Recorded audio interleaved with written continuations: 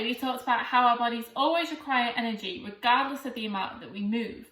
So today I'm going to show you how to keep track of the energy that we're consuming through food and drinks and compare it to the amount that we actually require. I found that using MyFitnessPal is the best way to keep track of everything that we eat, and it tells us whether we've gone over, under or hit our calorie requirements for the day.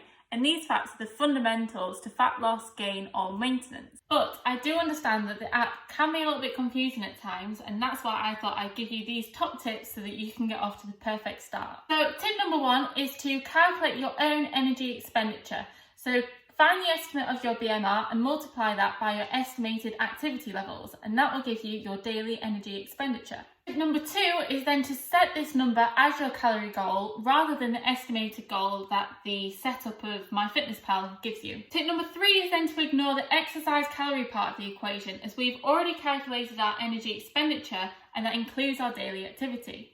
Tip number 4 is to use the barcode scanning function to add the foods that you've used to your diary. So this saves loads of time so you don't have to search through the foods trying to find the one that you've used. Tip number 5 is to invest in some digital food scales. So this helps you accurately report how much cereal, butters and cheeses that you're having in each meal and gives you a good accurate representation. And the last tip I have for you is tip number 6, and that is do not lie to the app.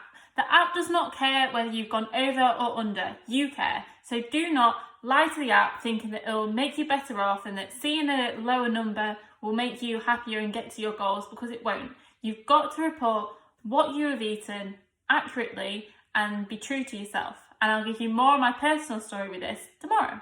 So that was my 6 top tips to logging and tracking your food intake. If you do have any questions, give me a message, and if you think this is helpful for any friends, give it a share, give it a like, or even give a little comment down below.